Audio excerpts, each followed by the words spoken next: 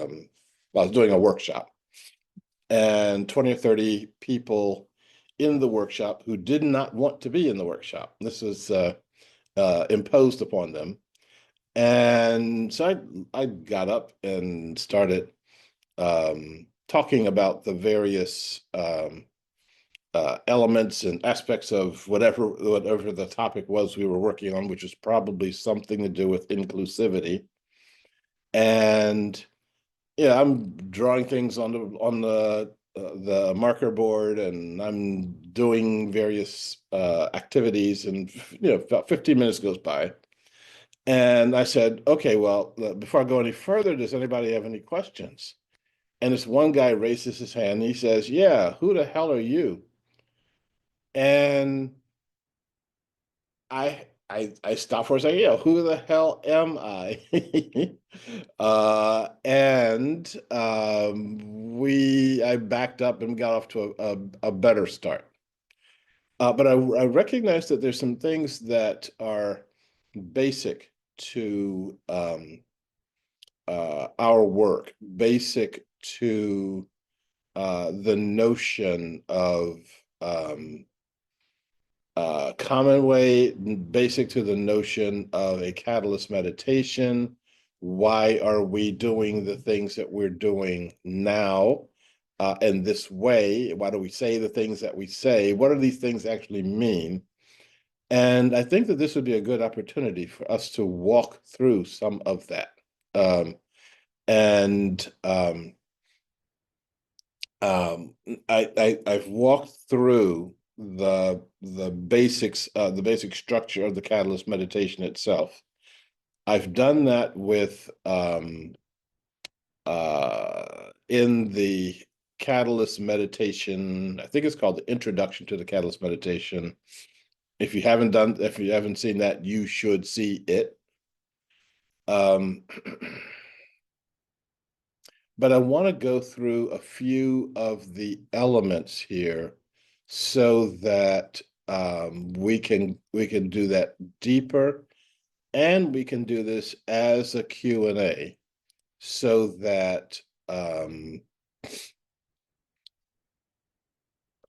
we can, if I'm not fully explaining something, you can say, well, I still don't understand what you mean by such and such, and let's go through that. First of all, I was when we start with our intentions in the catalyst meditation, I had structured this with one of my Native American friends, and his first comment and his next comment and all of his comments are all centered around, this is too many words, and you need to get to the heart, and just sit down and have a meditation, with others from the heart. And that's great. I agree with him, but he doesn't know the being a indigenous raised native person, and not even really an American, the out from way outside of our culture. He doesn't understand how far away from the heart we are, how convoluted a course we have had to get us to this place where we can even begin to think about creating a society based on the heart. So because of that,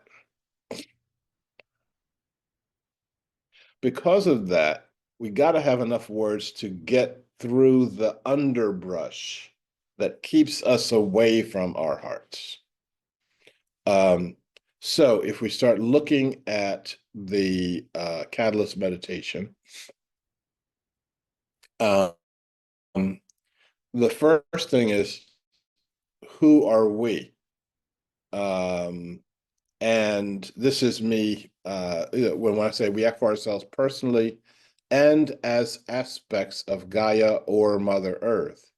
What I'm saying is we have a tendency to sit back as observers in our own lives and say, oh, look at what's going on. Look at what's happening here. And we, the people on this call, are not doing that. We're not sitting back. We're not waiting, and we're not, uh, we are active agents in the things that are happening to us. We are also acting as an agent and an aspect of Mother Earth.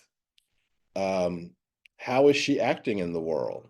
People think about, tornadoes and fires and earthquakes and things like that. And yeah, those are all actions. But everything I do, every tree I plant, and every tree I cut down is an aspect of Mother Earth. So maybe I should be planting more and cutting down fewer.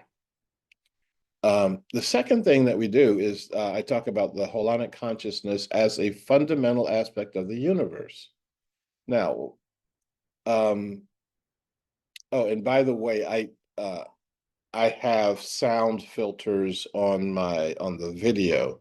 So there are police cars going up and down Canal Street right now. And I don't know if you can hear them, let me know. If you cannot hear them, then the sound filters are working. Yay. And I am happy about that. And I'll be the only one annoyed here. Um, the So, Hellenic consciousness as a fundamental aspect of the universe. This is a basic division. Division. I'm not sure that's a good word. A basic difference in how human beings interact with the world. This is about as basic as you can get. So there we are taught. I have a degree in psychology, and we are taught in school. Um, that consciousness is something that happens inside of a human head, inside a human brain, that consciousness and human brains are indivisible. Um, what happens outside of consciousness is called the universe, and we act on the universe, but it ain't part of our consciousness. We are in the opposite end of that spectrum. We are a fundamental aspect of the universe, but so is everything else, including my shirt, including the table I'm on, including this hotel room that's not as blurry as it looks to you. Um, and it is always there that every atom of the universe holds consciousness. Now, that doesn't mean that every atom in the universe you can talk to. You, every human being you can't talk to. Every child you can't talk to from time to time. Once we see the world that way, we can interact with the world in a much more positive, compassionate, um, I would say humane, but there are other beings on the planet that act more humane than humans do. Um, that connection has always been there. A handful of us on this planet have forgotten that connection, and we're getting back to it right now. And so our job, our task, our duty, and our labor of love is to reawaken this connection for the benefit of all living beings.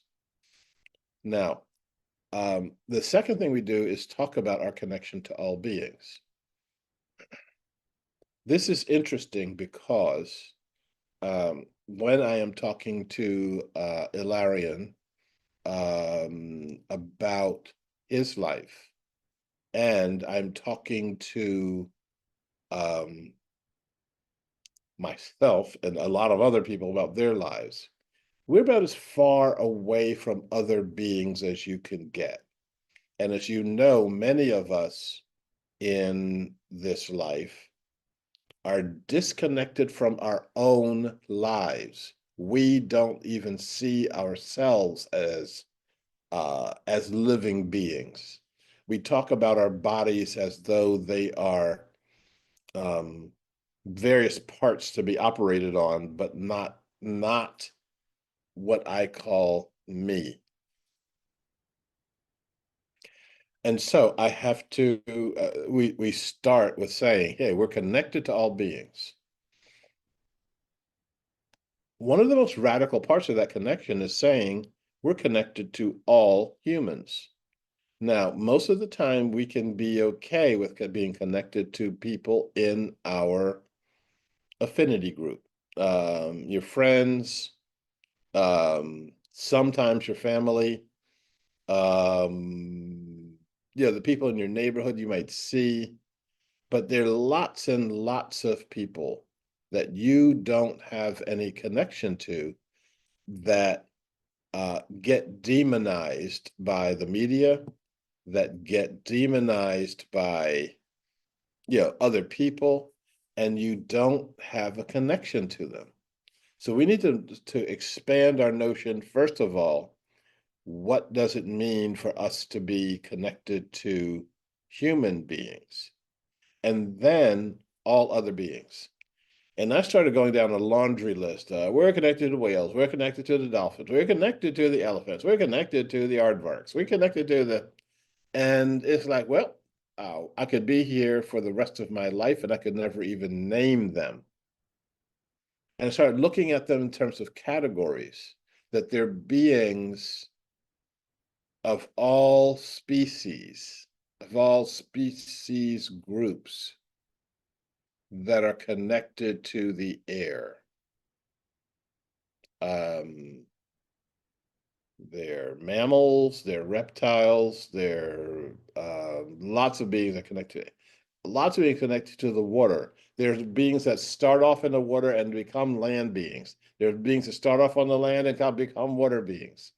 So putting them in those broad categories really helps to expand how you see them. And when we're in the meditation and you are saying, and I am saying, and you're saying to yourself, all beings that thrive on and in the air, you should hold images of them in your consciousness. All beings who thrive on and in the water, you should be holding images of them.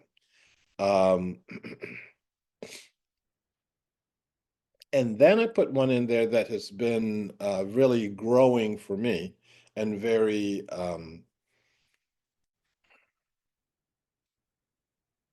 I hope growing for you also. And that's all the beings who thrive on and in our bodies. When I talk later on about us being colony beings, the first place we're colony beings is in our own bodies. As there is a Sharif who is talking to you right now. That Sharif consists of at least 10 trillion species of beings. That's not 10 trillion living cells. That's 10 trillion species of beings. Maybe 100 trillion cells. They just don't, those are the numbers they're up to right now. They're still counting. And the minority of them are ones that are my Sharif's DNA. Most of the beings that comprise you right now don't have your DNA. They are riding on you. You need them desperately for your life. And we are symbiotic. We are deeply spiritually connected. And we ignore them. And I think it's time for us to stop ignoring them. We then go into the category of meta beings.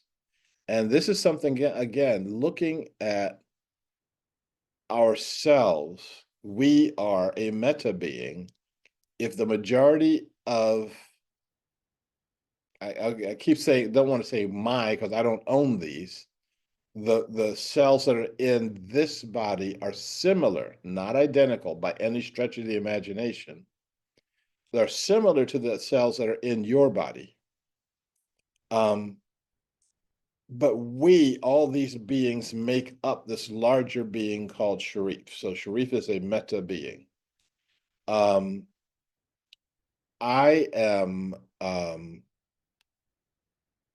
as I am a meta being, there are other beings that are made up of trillions and trillions of other cells. The entire Earth that we know is a living meta being. And um,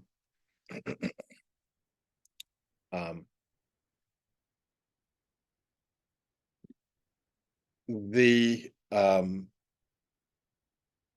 air as a living meta being, fire as a living meta being. And when you get there, you know we're really stretching it, because it's hard to see fire as alive, earth as alive, air as alive. But I think that we can, and I think that we should. And I think that water is another of our living meta beings. Um,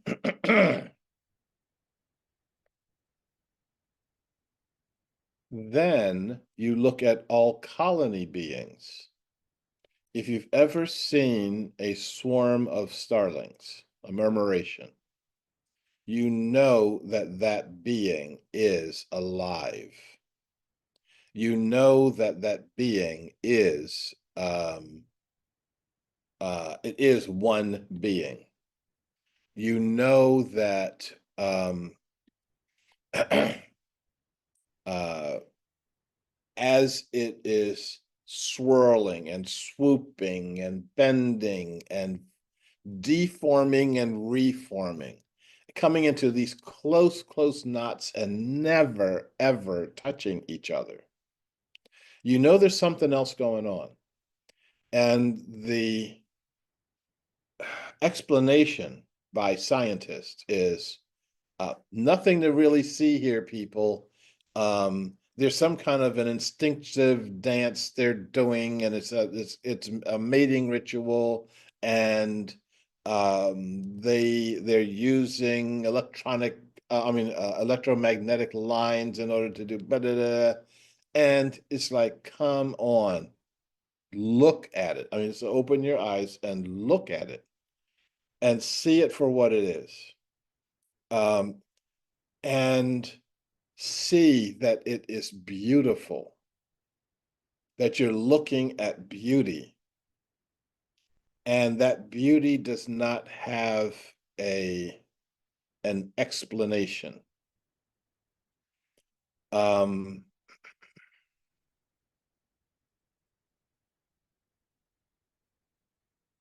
I'm moved by that whenever I see it. And actually I look at them at videos of murmurations whenever I can.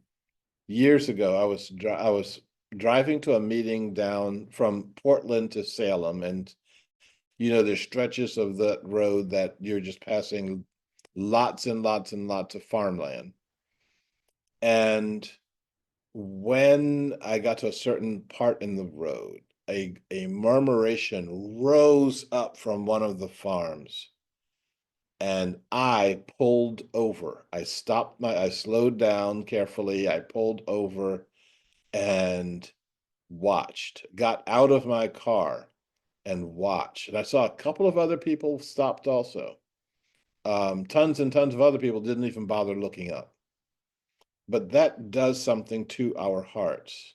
Listening to a whale song. I was in Indonesia and photographed, videoed a bug vibrating on a on the water and sending out these concentric circles. You couldn't hear it, but I just saw these circles coming out. If I can find that video in our informal part later after we do the catalyst meditation, I'll show that to you. There is so much harmony around us that we have to go out of our way to exclude that from our lives. And I was thinking about that last night as I was doing my usual hotel thing of bring in bottles and bottles of water because I don't put this stuff in the stuff that comes out of these pipes in my mouth. And I was walking around trying to find something to eat. And all of the people in the streets, this is a big, I'm in the middle of a tourist zone, okay? I don't have any feel of the culture. I have the feel of the corporatization of culture. Um, and as I'm doing that, I'm thinking back to the murmurations, the colonies, the hives, the pods, the schools, all of the things that do my heart well. Okay. And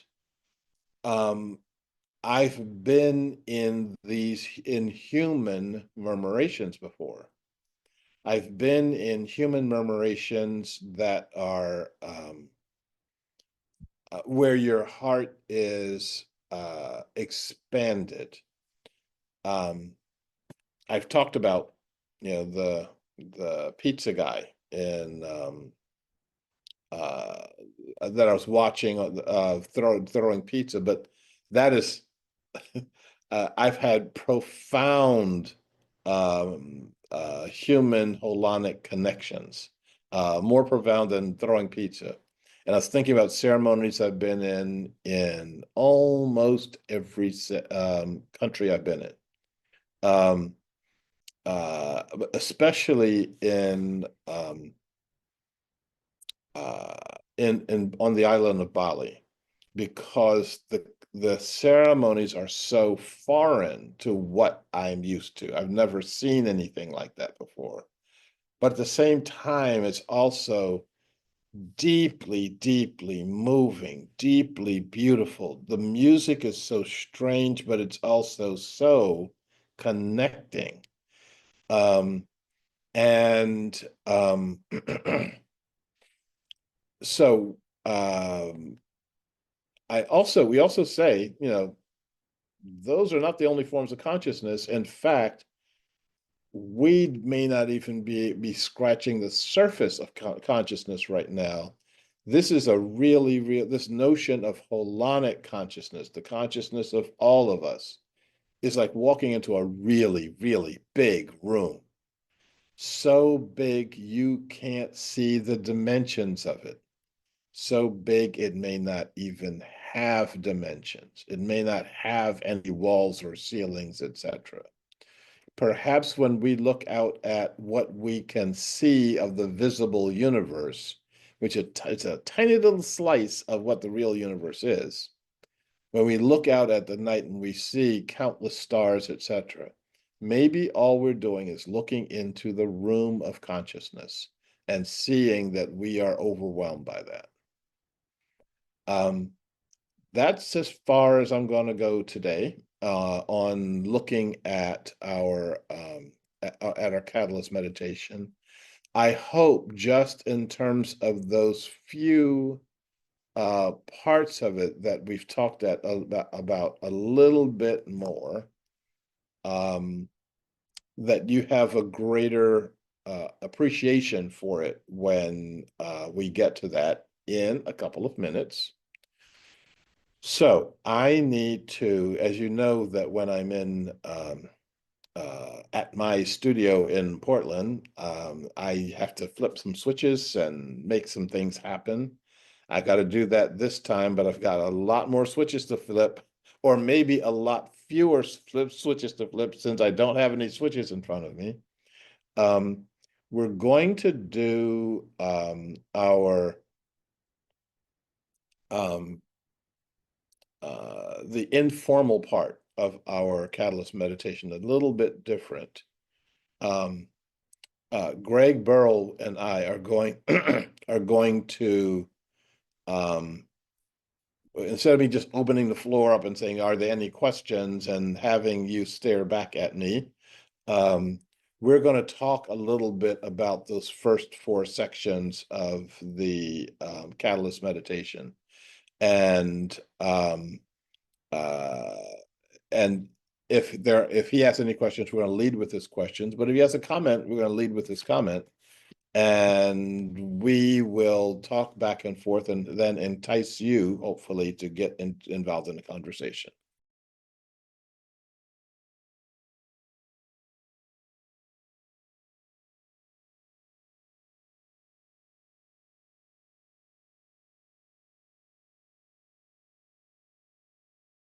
Let me say hello, everyone, and welcome to this edition of our weekly Catalyst Meditation. Welcome to those who have joined us today. And also welcome to those who are following on the outline. And I only see one person doing that right now. Welcome also to those who have been with us in the past and can't be with us today. Their energy is still valuable. And what we do in our beginning is to center ourselves and to also connect with ourselves and connect with all beings. And we do that with a centering meditation. The first part of the meditation is that we're going to breathe together. And then the second part of the meditation is a silent, connecting, centering meditation. So we're going to start the centering meditation right now. And I'm going to encourage you to breathe in,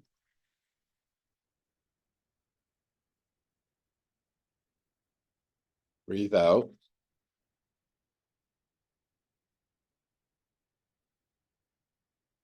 breathe in,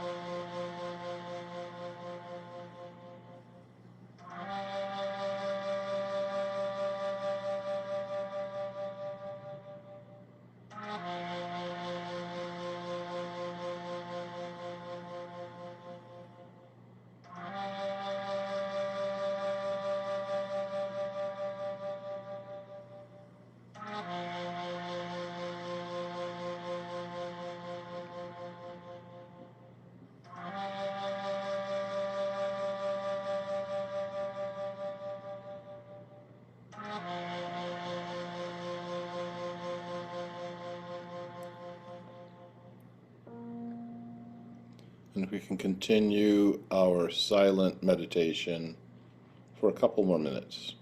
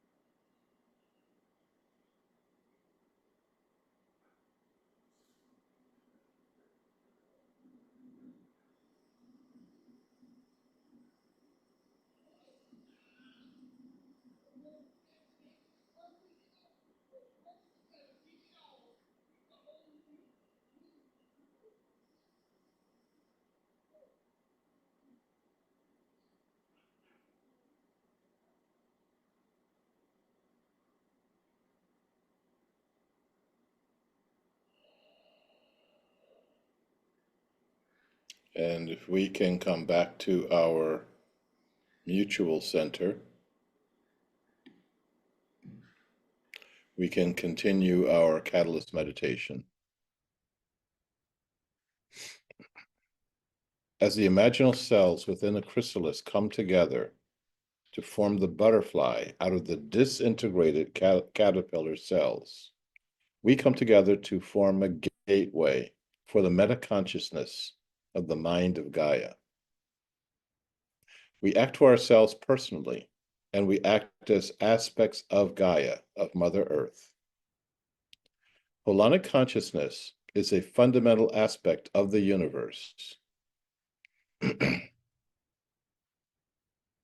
Every atom in the universe holds consciousness. It is always with us. We're acknowledging that now because many humans have forgotten and many humans have been in denial.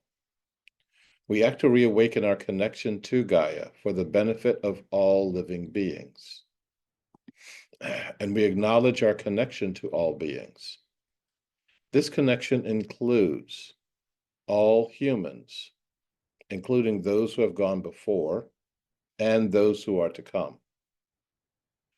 All beings who thrive on and in the air. All beings who thrive on and in the water. All beings who thrive on and in the earth. All beings who thrive on and in our bodies. All beings that thrive on light, the beings of the plant realms. All meta beings. These are beings that that include the earth as a living meta being. Air as a living meta being. Fire as a living meta being. Water as a living meta being. All colony beings. Meta beings that are collections of solo beings.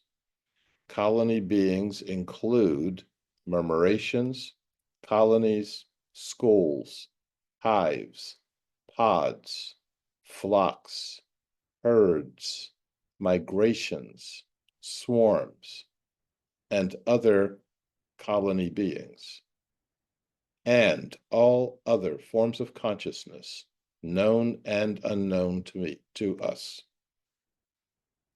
And having called these beings, having acknowledged these beings, we now blend our energies.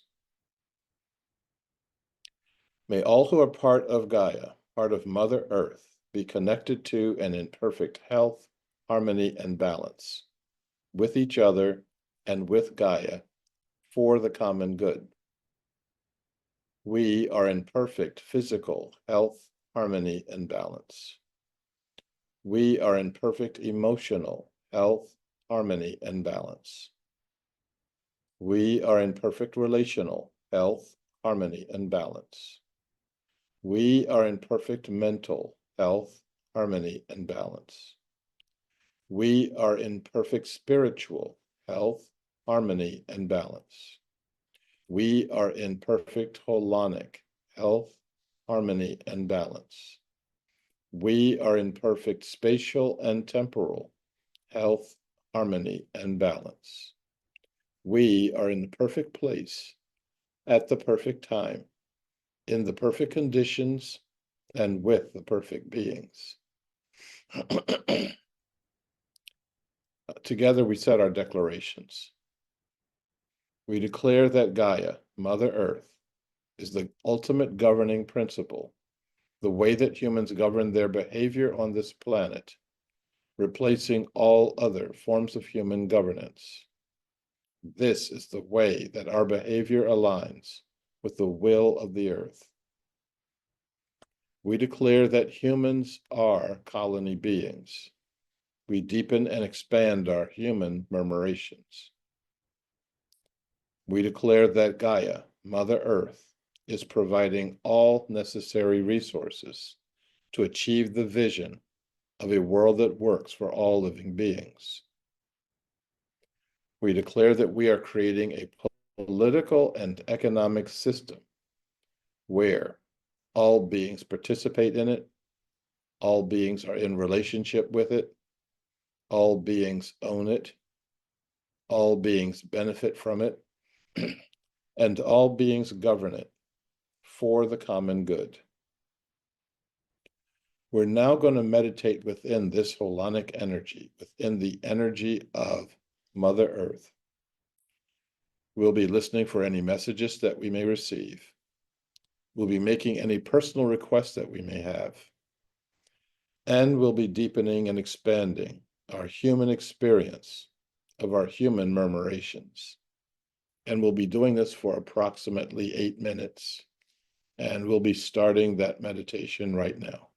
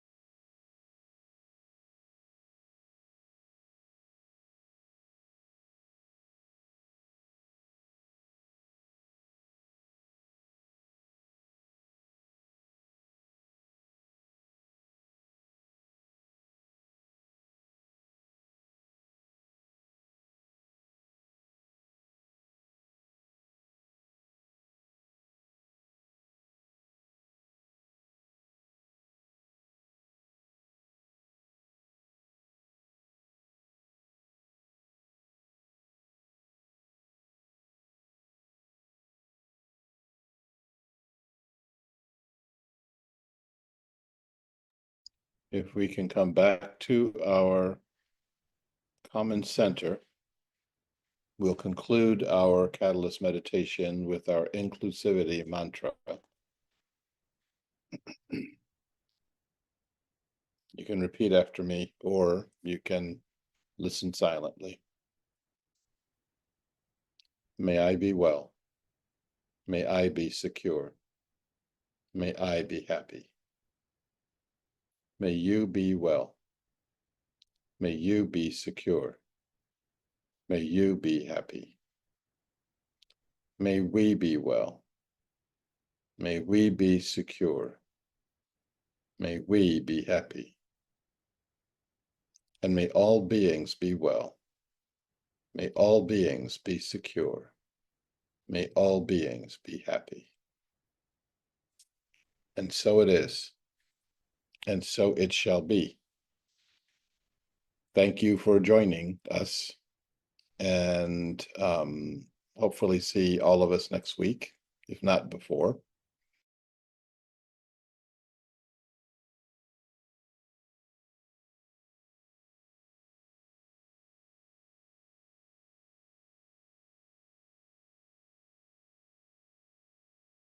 So, Greg, what is happening with you? Let's go into it, and I'll tell you a little bit more about what we're going to do, what we are doing. So, good morning. More morning to you than me. Yes, good morning. Actually, rather than talk about me, I've been thinking about some of the things that you have said over the years. And one of the things I think might be very interesting to our guests is a long time ago, you showed us a video about how movements get started. You recall the video where you had one guy dancing on the beach and everybody else just doing their regular beach thing. And the crucial moment was when a few people, just two or three people, joined the man dancing on the beach. And it was only a short time after that that everybody on the beach was engaged in dancing. And so I just want you to talk a little bit about how the movement we're creating now models that, and um, how those of us participating in the weekly meditation can kick that off. Um, Number one, okay. Number two, until you just mentioned that, I had not thought about that in all the years that uh, we've done that. That is not by any stretch of imagination the first curveball I've got. I've fielded today. So let's get into it. In fact, the first, and as you were describing it, I was like, what is he talking about? I don't remember any beach or dancing or anything like that. And yes, I do remember now. And I think I don't think I can find it anytime in the near future. But I thought it was it's a very interesting example of um, holonic behavior, and a very interesting example of um, catalytic behavior. So when I use the word catalyst, what I mean is that a catalyst is a substance or a process that enters into a particular state and changes the state. Okay, so the purpose of the catalyst is not to say, oh, I'm just going to join these folks, but I am holding the energy of raising this the present state to another state. And the catalyst generally does that without changing its own state. So the catalyst actually can maintain its cohesion. Oh, and but one of the things that that Greg and I have informally agreed on is that um I'm timing myself, and I'm also timing him now. That uh I I can go on and on with my explanations, but in order to give time for him to respond and also time for you to respond, I'm confining mine to 4 minutes, and so I'm about halfway done. But I think I'm more than halfway done because I want to hear more from him as to what his idea is in terms of going in this direction. But yeah, so so each of us, as we're in the world, is acting as and I'll use the term vibrational force, but not you know, we're not singing on the bus unless that's your thing. But when you're holding an energy, other people around you react to that energy. So I'm, last night at the Walgreens buying my water. And oh, there's a huge water bottle over here. Like I said, I drink a lot of water, and I'm not drinking theirs. Um, um, and People are interacting with me. Well, I mean, there are people on the streets that look like me. There are people on the streets that don't look like me. There are people on the streets that sound like me. There are people on the streets that don't sound like me. But there's something that people are interacting with. It could be wearing a button that says, creating a world that works for all. Oh, there's my 4 minutes. Um, so the idea of all of us being a catalyst, and that catalyst kicking off at some point, I think, is a really important one. Excellent, excellent. So, um, I'm glad that you went in that direction because you've said very little so far today about the ecstatic society and ordinary ecstasy. Right? You made reference to the guy throwing pizza, right? Um, and just a couple of days ago, I had a similar experience, and this is one of those energetic moments. I was online waiting to check out at the supermarket, and the guy ahead of me had a bunch of items of all different kinds, and uh, I was deciding how not to become impatient. And the way I avoided becoming impatient was I paid attention to the woman checking out the groceries. She was an artist. The way she slid things past the scanner, the way she typed in the codes, I was just mesmerized by her competence. And I want you to talk about how we can, in our lives, do mundane things in an enlightened way and in a way that helps to catalyze this ecstatic society. Yeah, I want to, before I start using my time, um, I want to point out that during the Catalyst meditation, I stopped your video.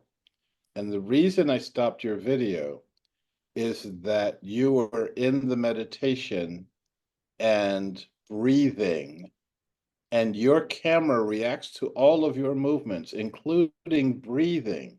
So your image is getting bigger and smaller and bigger and smaller. It's like I, I of all the things I got to handle today, that is one I am not going to handle. So click, you know, and and I don't know if anyone else was um Do you see him moving there? I don't know if anybody else is I don't want to call it disturbed, but but aware that that's happening. I want to make that conscious. So in case there's something going on with that. So yeah, that's interesting.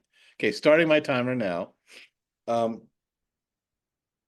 Yeah, this is something I've tried to convey in both my writing and in my talking about the kind of society that we're trying to create, that we can have amazing peak experiences. And by peak experiences, I talk about the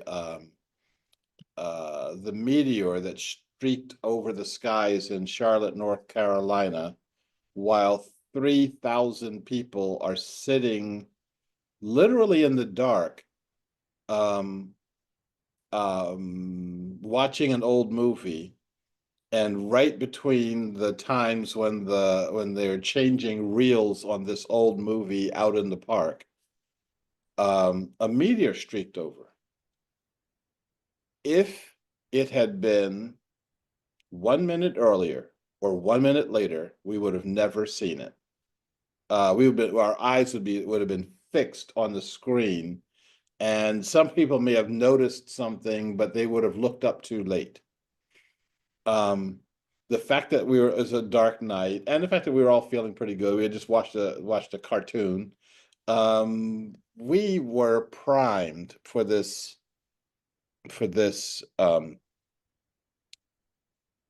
extraordinary event.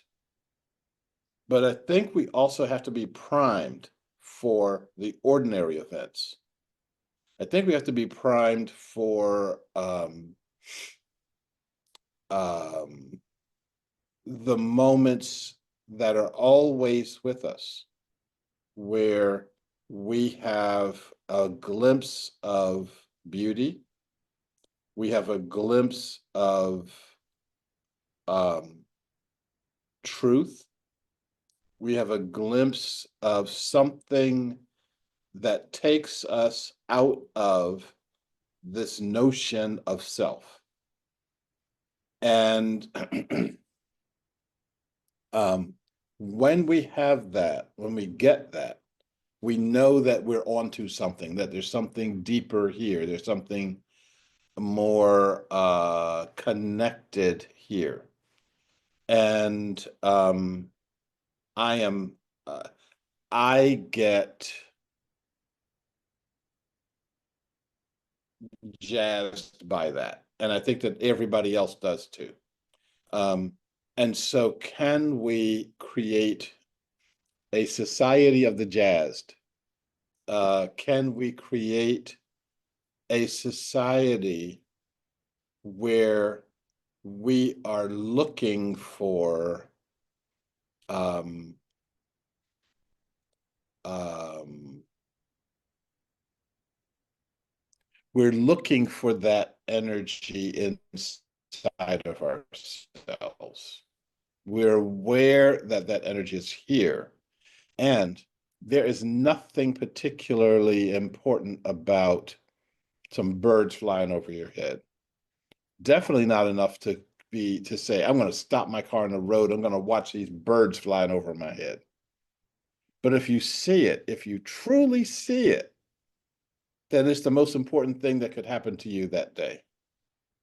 One more thing, real quick. I was walking down the street with a friend, and walking down Broadway in Portland, and it was on the full moon night, and the full moon rose right up Broadway.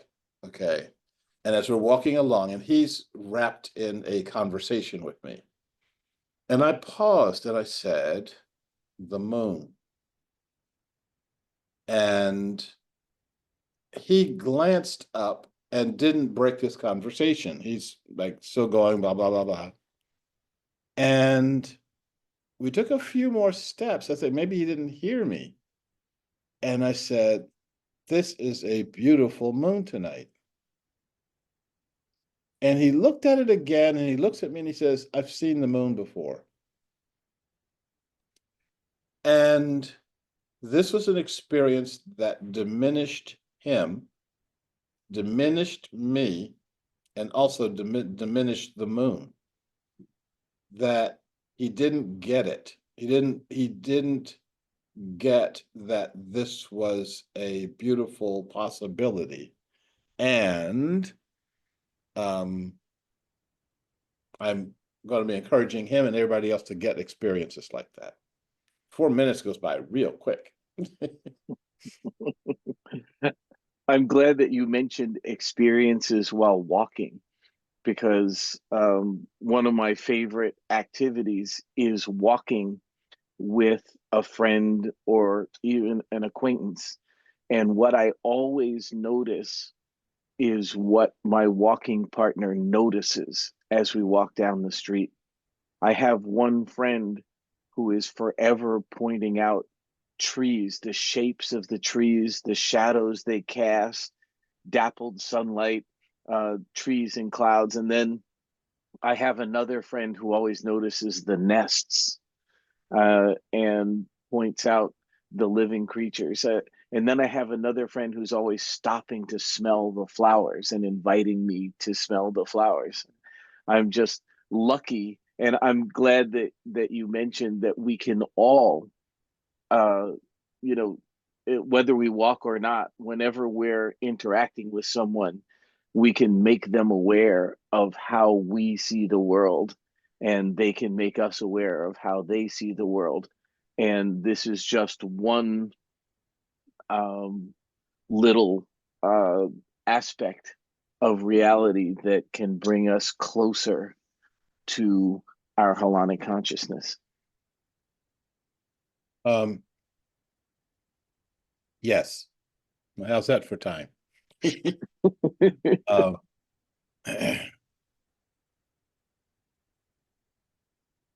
Well, I let me notice also we have a say, raised hand before oh, we do? you can I, you can speak first. yeah. Oh, there you go. It blended into the background there. Um,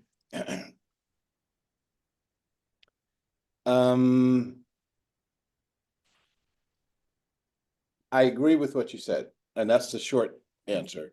The slightly longer answer is we can do also exactly the opposite. We can do the opposite in terms of um, looking for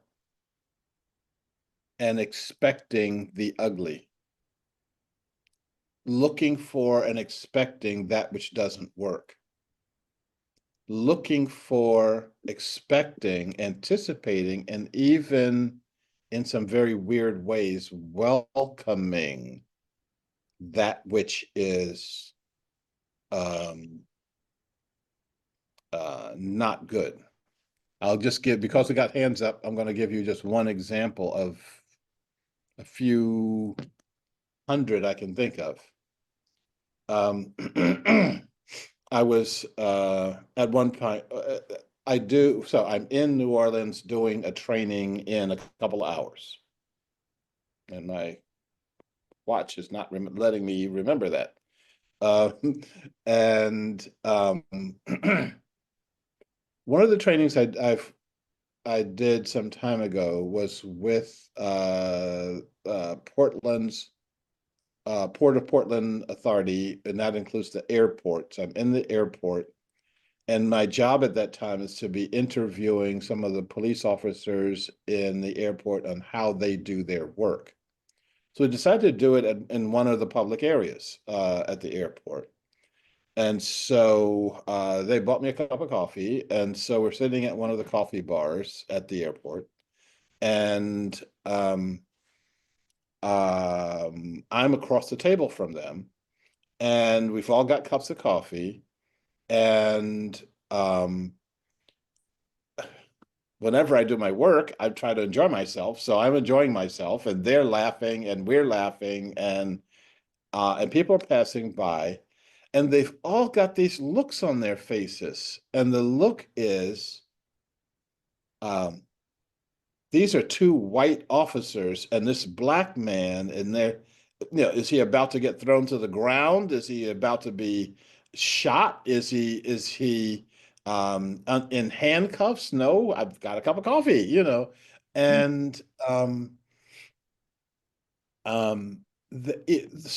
people were slowing down. Some people were bringing out their cameras, and all they could see was three people laughing, but they didn't see that. So we can look for ugly. Um, we can ignore beauty if it fits our internal agendas, and we shouldn't have internal agendas like that. Okay. Um, so Angie first, then Mark. Oh, well, let me see if I can make you big here. I'll put your hand down for you. Whoops, you slipped over. And then I'm gonna do. Oh, I think today should be a some kind of a masterpiece day here. Angie, what's up? Your audio is not working. Okay, so I'm gonna let you fix your audio. Yes, and then I'll bring you back. I'm going to take Mark first. So I'm going to pull you out of the spotlight. I'm going to put Mark in the spotlight. And go for it. And he's muted too. Okay. So you can do something about yours though, I easier than Angie can. think I'm unmuted now, right? Can you hear? Yes. Yep. Okay. Couple things. You mentioned a little bit earlier before the meditation, I think, that you suggested that we try to hold some images during the meditation, like, meta fire. What is that? Meta. And I've been trying to do that since the beginning of these meditations. And because the pace of the meditation goes through fairly quick, at the end of the meditation, I feel like I haven't really gained much from the meditation because we're moving from one thing to another. So what I've done is I've done the meditation, but I've only done like one line at a time, and then I've meditated on, oh, what is meta fire? Now I'm really getting into meta fire. Now I have images. Now I even have a felt sense of it before I even move on to the next line. So this meditation took me about an hour and 10 minutes. But I tell you, Yep. it was the meditation came to me in a way like it's never come to me before. I literally embodied it. I literally had a felt sense of it. So tonight when we meet in Grand Rapids, that's what I'm going to suggest with the group is that we go through that meditation, but just really, really go through each part of it and allow all of it to try to come in at a level that's not, the thinking mind or the cerebral intake mode.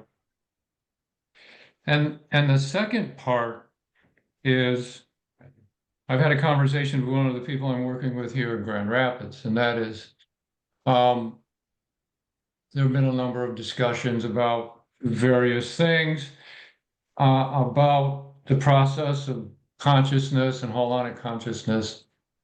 But I remember saying to him a number of times, he said to me, I'm going through Sharif's book. Um, is there something you can give me to pull all this together? Because I'm hearing about telepathy tapes and this and that and everything else. And without even thinking, I said, go to page 136. And that's where you talk about love. And you mentioned that earlier. And I will say this for my life personally. I've really had a hard time, not a hard time. It's been difficult for me to really wrap myself around or integrate the birthing the nation of Gaia vision, because unless I'm in my heart, and some days I'm in my heart, more days than not I am, but when I'm not, telepathy tapes and stuff like that just has no meaning for me. And I'm aware of how important it is in my own life that if I'm not, if my heart is not open, then the idea of even getting anywhere close to holonic consciousness or connection is not possible. And you know, I was on those videos you did, those live calls with Ilarion, and you were talking about the broken heart, the wounded heart. So for me, I really feel like opening my heart is the way to holonic consciousness. And that's the time when I feel like I can have a natural connection to others and to the whole web of life. So I guess what I'm saying is, do we not, isn't that the portal? Isn't that the entry place for the vision? Is to come back to our hearts as a way of really stepping in, really embodying even, you know, what Greg was talking about too, that sense of how do we get to that place where we can feel that vibration together. I think that's what you were saying, Greg. I'm not sure. Okay, so first of all, you turn the timer on this one because I could run for a while. Number one, as you were talking, I went and grabbed the book and opened up to page 137. I said, what's on page 137? I don't know. And yeah, it's like this is pretty cool stuff. I actually just read it again. And I'd like to read something to us. I'm talking about love as an activation force that relates to what I'm calling the life energy field, and I recommend that you read all that stuff.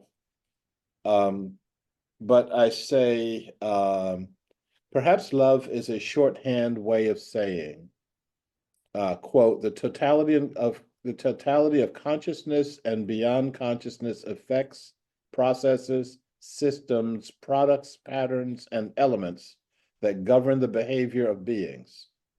Perhaps another way of saying love is holonic consciousness.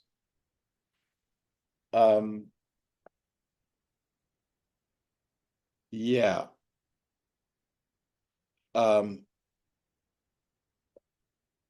And I don't know if you are from a background where as a child you were demonstrably loved, like your parents would say or indicate to you that they loved you, or that you would say and indicate things to your parents and to your siblings that you loved them.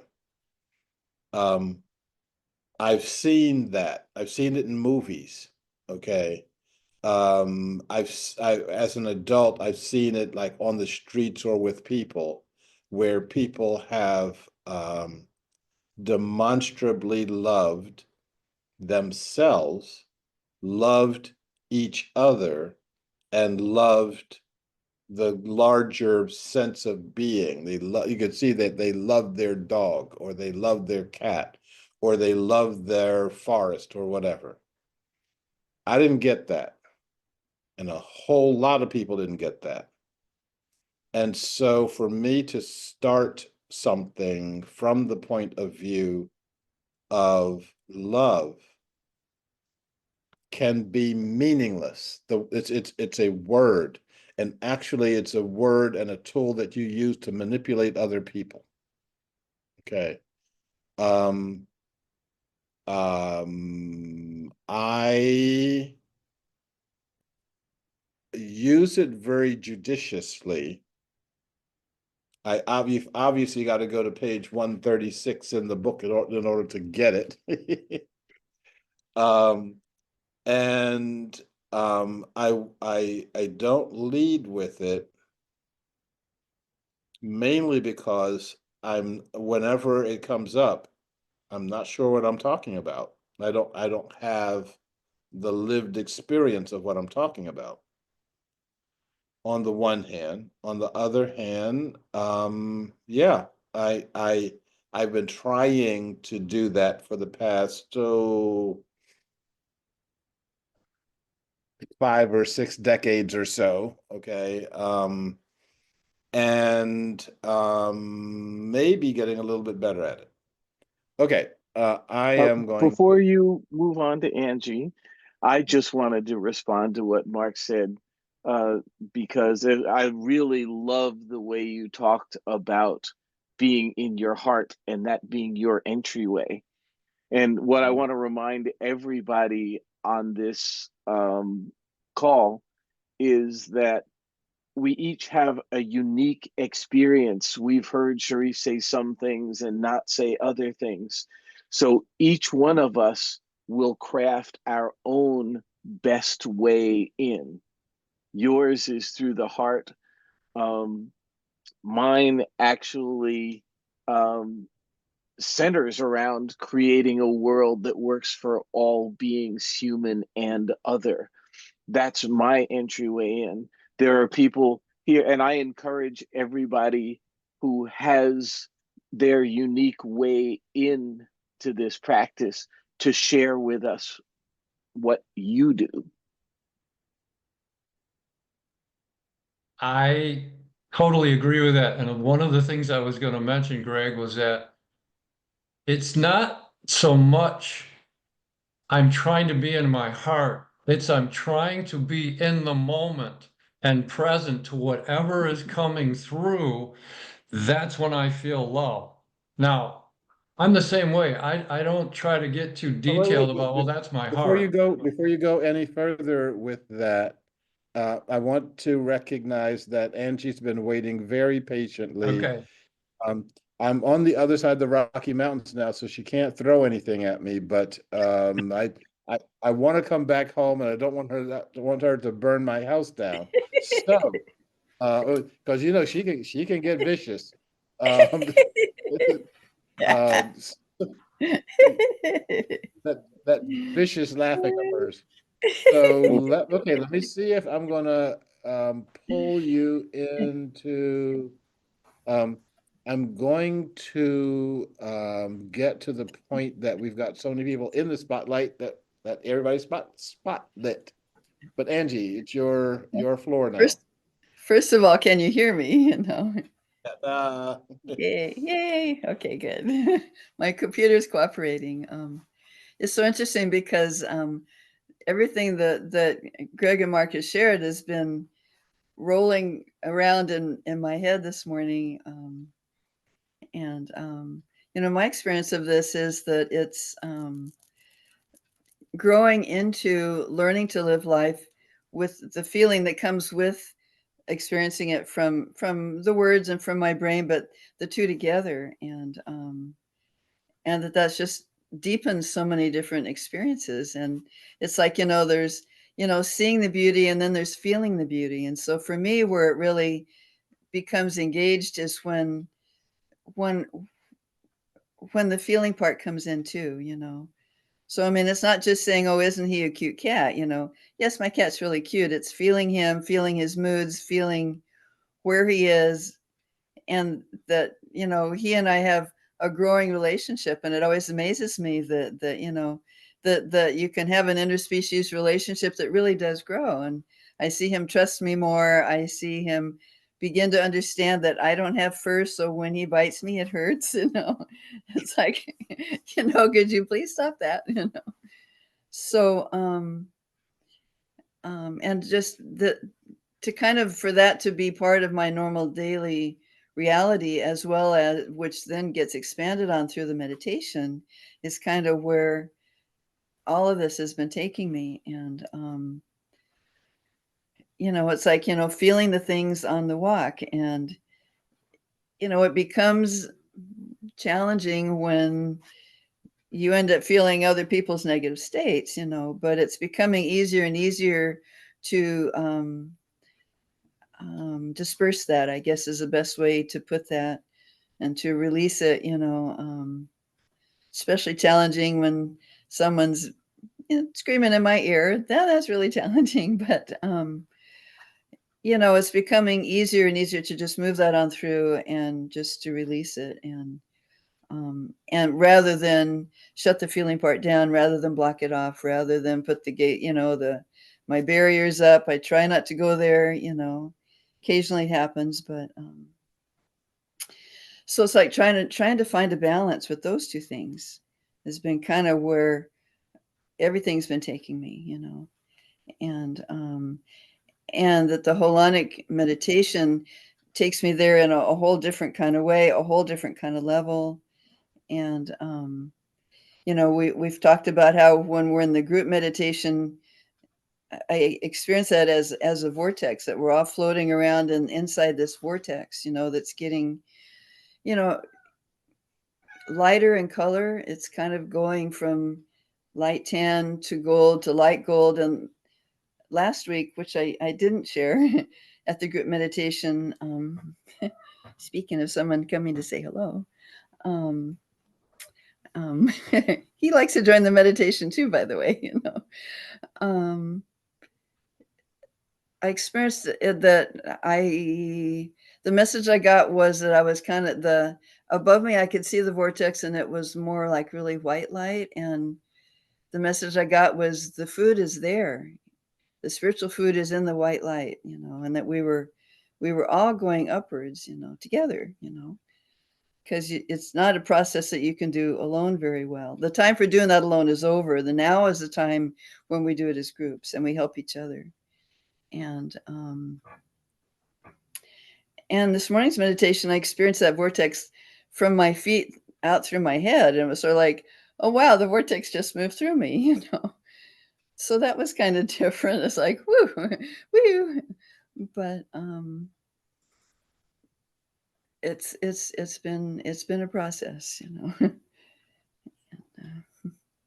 and I guess that's all, So. Okay, thank you. Yeah, I want to acknowledge something, and that is we have some relatively silent folks who have been on this meditation before. I'm not forcing you to say anything, but I also want to recognize that we have some forceful personalities that like to say things, and I want to create enough space and enough quiet that if Becky or Saxony or Double G Greg want to put up a digital or a meet hand, that they would have the time and the space and the energy to do so. That space is there for you. I'm going to have a really interesting training today if I don't find some cough drops. So I think the thing that we've been talking about and getting closer to the ground of being. This is Václav Havel's term for God. He said, as a politician, he says, I don't talk about God as a courtesy to God. He said that politicians always talk about God, and they're the ones furthest away from the concept. But there's an order to the universe. And what we have been doing is talking about that order and getting to a point where we have a um,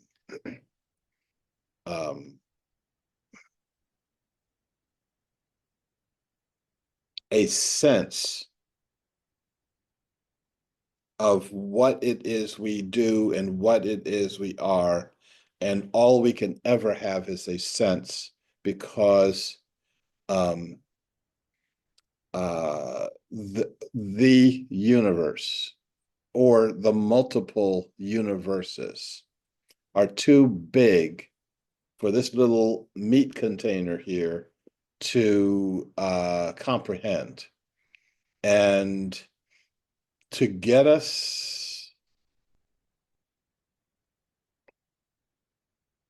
to that other piece, I think that the to be able to fall back into this grounded sense of being and being in the all, and being in the all, not just with joy, but with ecstasy, with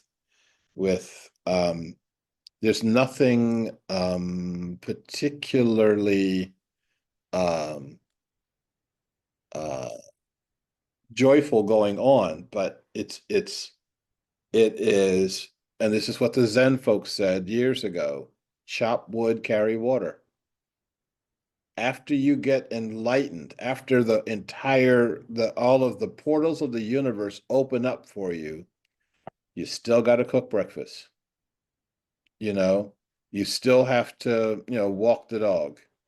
Um, and then it's just that you see breakfast and walking the dog in a very, very different way. Greg, do you have any other things you want to share? I'm sorry, let me share something from Jenna and then ask you to share something. Oh, I'm sorry, from Joanne. I should have shared from Jenna earlier. She said, "Sorry, can't be here today." But in the chat, Joanne gave a long link. But she said, this is a great Menders movie to share around. I'm gonna take a look at her link, and I would, since she took the trouble of putting it up there, I would invite you to do the same. Saxony said, thank you. Okay, you're welcome. And Becky didn't say that, but I'm sure she's welcome too. So Greg. I'm so glad that you mentioned Joanne saying, here's a great Menders movie. I know most of us are aware of the source of the term mender. Sharif mentioning that there are keepers, those who, like the indigenous people, what they keep is the knowledge that we have to act in accordance with the laws of nature. And our current culture, which Sharif refers to as the breakers, the most salient feature of the breakers is the belief that we can do it better than nature. And I remember, Sharif, the very first time you said to me, if I gave you some tea made with scrapings from the inside of the willow bark, you might think I was crazy, but as long as I measure the active ingredient acetylsalicylic acid and put it in a pill and give it to you as aspirin, then you respect its healing power, right? And this comes from a fellow named Daniel Quinn. If you've never read the book Ishmael, it's an interesting read. But Ishmael, Daniel Quinn only thought there were takers and leavers. He saw no way out of the conundrum.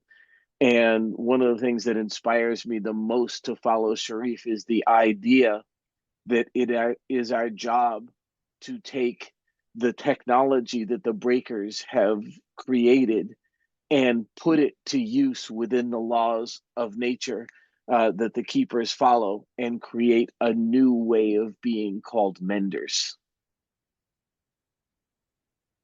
Um,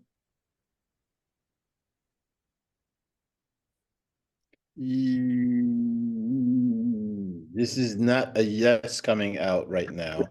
Let me turn my timer on.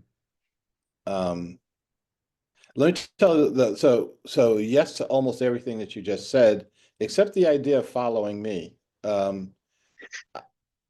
I'm following something, and I'm inviting everybody on the planet to look at and follow that something that I am also following. But I don't think that I think that Ilarion would probably say it the best. I think that the time has passed for leaders and followers. I think what we're bringing into the world is something else. We don't know what the something else is. We've never seen it. So I'm making this up as the best I can. I think other people make it up the best they can, like people like Jesus. From the things that I've read in all of the various canon books, apocryphal books, he was trying to figure it out as he was going along. No, he was trying to figure out how to say the reality that he saw. Okay, he definitely had it and trying to say it. So two things. I still haven't found the video yet, but I'm going to find it and put it in the goodie box. This is the Japanese group that tried to reconstruct the Great Pyramid. Now, of course, they're not going to do the whole thing. They try to do a shrunken version of it. So the Great Pyramid is 350 feet tall, around that. They made one 35 feet tall. And what they tried to do is, I'm wondering why I'm losing my batteries here. It's like, okay. Um,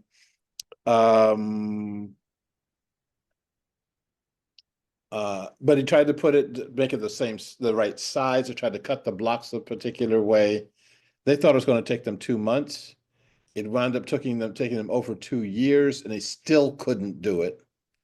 And the one thing they said was, the one thing that we understand the most is that every idea of how the pyramids were constructed was wrong. We have no idea how it was constructed. And all the folks in the extraterrestrial camp go, yeah, we told you it was space aliens. And I'm saying, no, it's like, we did it.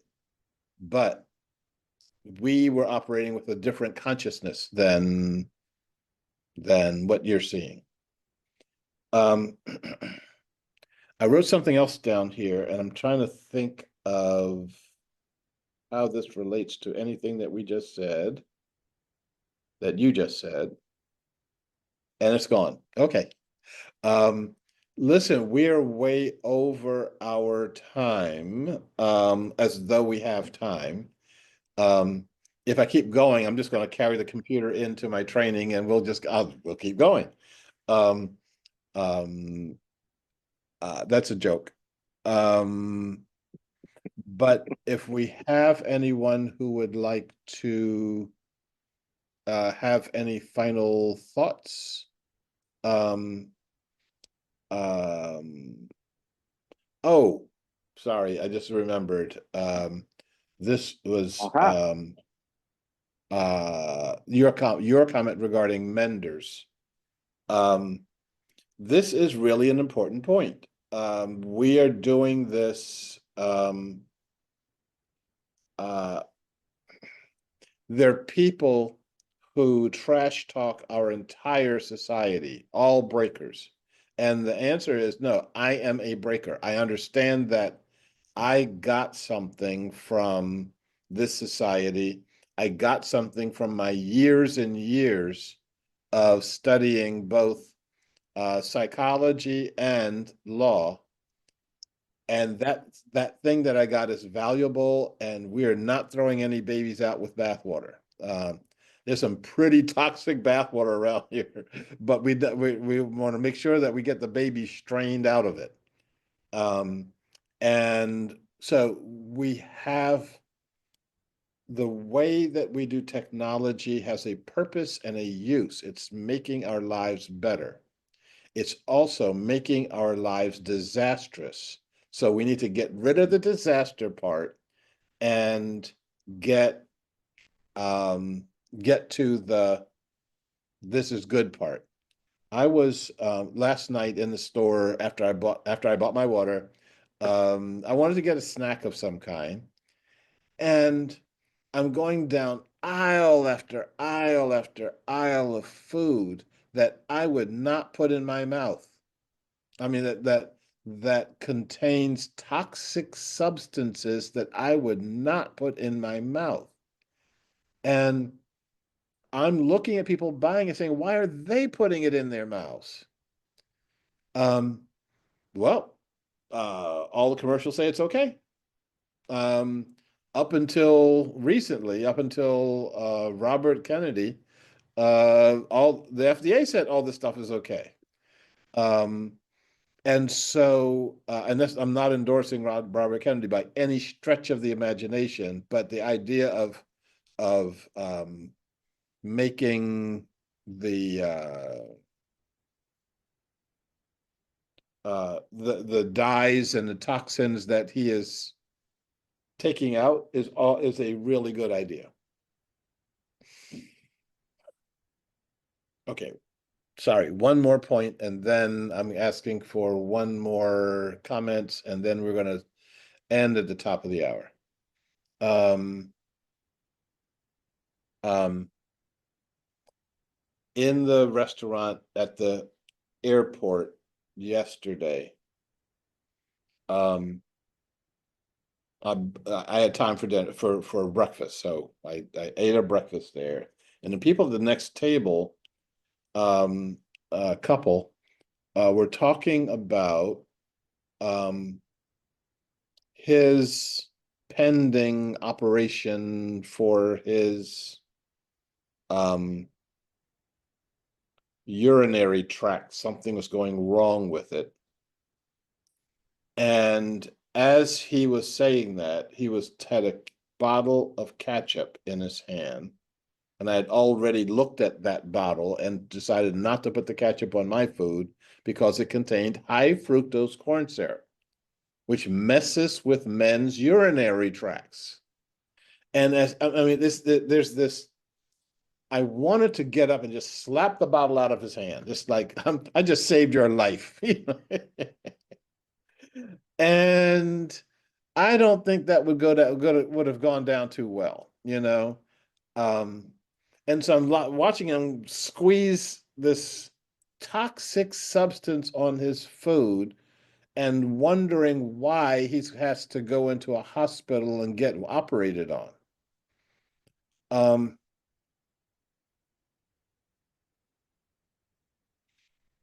so our challenge is um, in mending. How do we mend? Everybody wants to mend Donald Trump. Okay. We need to be mending ourselves. We need to be mending our neighbors, the guy at the next table. Okay. We need to be mending what is right in front of us. We've got to be saying, I'm not going to put that substance in my mouth. Um, I was looking at um the the bottles of water. How many bottles of water on the shelves of a Walgreens have chemicals in them? Water plus. I'm like, what do you okay. Um Saxony is asking a question, but I'm going to ask Saxony to ask the question um, so that she can um, make her mouth move on these calls here. And she's not going to do it. Okay. Oh, yes, she is. Yes, she is. Yay. Make sure you unmute yourself if you can. Oops. And she's gone. Um, so if it's difficult, we'll do it another day. Okay. So she said, when will the recording of Catalyzing the Ecstatic Society be available? Depends on how I do things right now, but I would like to have it available tonight. Okay. Been those airplanes yesterday, so and then will be the more of the evening meetings. Of meetings like Catalyzing the Ecstatic Society. But Saxony is trying to get into us again because he probably pushed the wrong button. I Um, am so sorry. yeah, okay. So I answered your question of Okay. the Catalyzing the Ecstatic Society should be available this evening.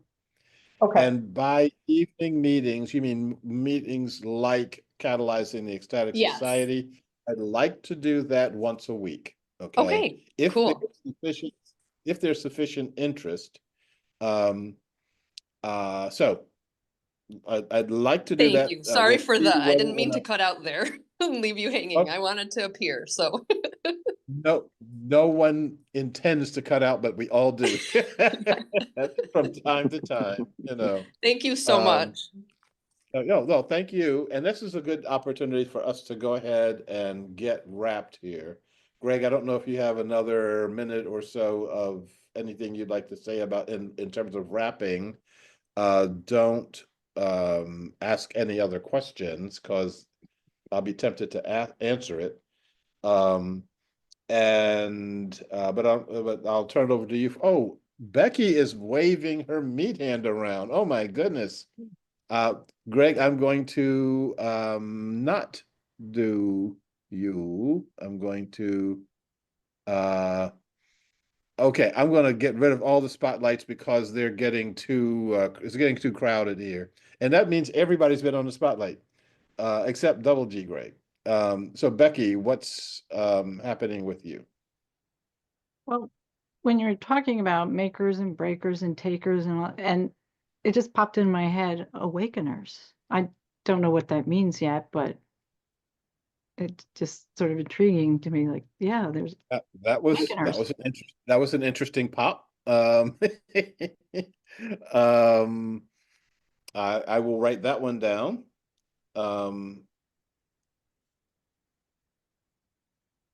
I'll work with that some, and we'll maybe talk about it next week. Because I won't call any names because for some of you who've been working with me, you know that I've been working with some very strange characters. And I don't see those characters as mending in particular, but I see them as awakening. They're walking around the world with this big gong saying, "Wake up, wake up, wake up." There's a lot of people who are doing that, who are going, wake up," but they're awakening us in the wrong direction. It's almost like, don't look at us, look at them over there. And I think we have to get beyond that. So yeah. So thank you for that contribution. Greg. Yeah, thank you so much for this format. I really appreciate the idea of inviting people to share the spotlight with you. Thank you for doing it for me, but um, I would like to hear Double G sometime. I would, and so on and so forth. And uh, Becky, thank you so much for that comment. I really appreciate it, and thank you all for your energy and attention today. Yes, and I am one of these days going to get used to that camera of yours. Uh, and it probably won't happen until I get one of my own. So thank you. Yeah, this was a much a very stimulating and a very connecting conversation. I appreciate it. And we will do this again in some format. We will have another weekly meditation next Thursday. And until that time comes, I look for at next Thursday, I should be back in Portland. I should be back with my familiar blurred background. And we will go from there and see what's going on. Thank you. Bye. Oh, Greg, can you stay on the line for a second as other people are signing out so that you and I can have a minute's worth of talking, and I'm still waving and still saying goodbye. I'm looking at Double G is still on the line, which means he's probably not paying attention. I'm going to actually put him in. Oh, I'm not going to put him in. So single G, Greg, and I need to talk. So I'm inviting you to push your off button. Okay. And but he's not. And he is. Okay. No, I thought that went well. I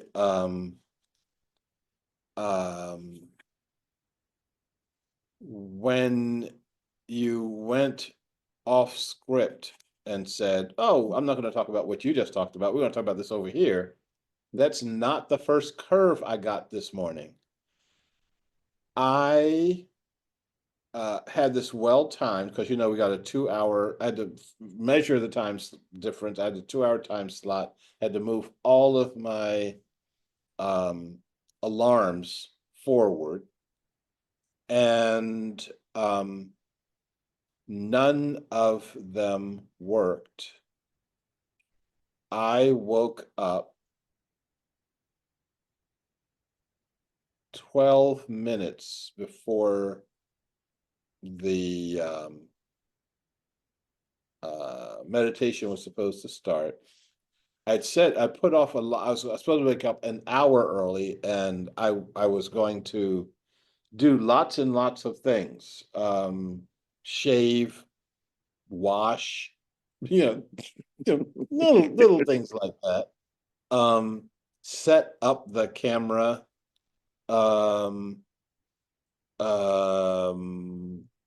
etc. But I didn't. And I'm gonna have to go back and listen to this because I think it was coherent. I think it flowed well enough. I would have preferred having my bigger and more professional camera than the one that is on the computer, but the computer camera looked well enough. So this is just a day of curves for me, and I maneuvered all of them. So and so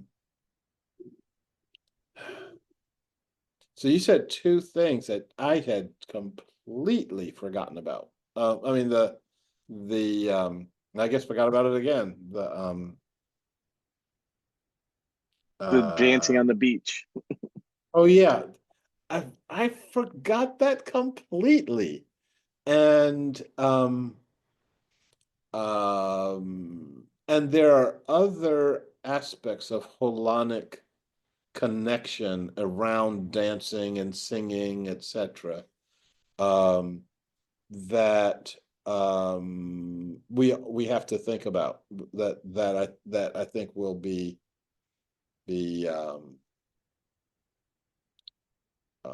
good for us to practice. I don't know if you remember. Actually, I don't know if you practiced it at all, because I'm looking to see if I can find this now. I didn't even attempt to try to find it while we were talking. Let's see here. Let's try nation. Oh, here we go. I'm getting better at labeling things right.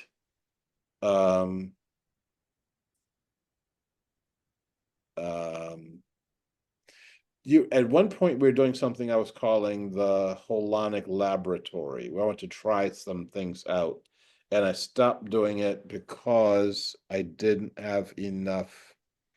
There weren't enough people to be doing a laboratory with, and the but do you remember what I was calling the wall of sound? This is something I was doing with the sound that I had recorded a night in Bali.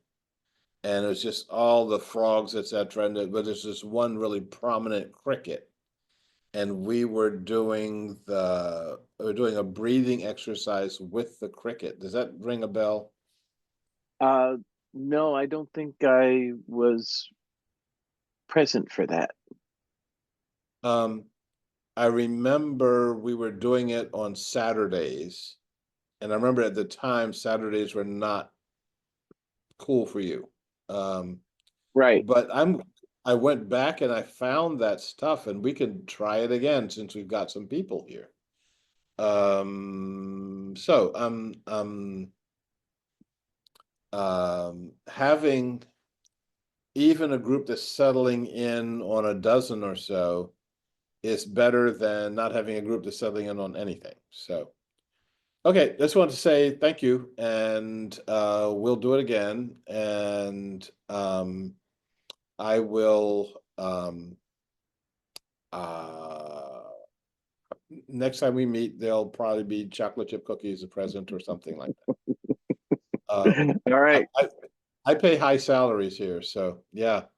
I will talk to you at another point, probably when I get over that way. Sounds good. All right. Okay. See you Talk to you later. tomorrow.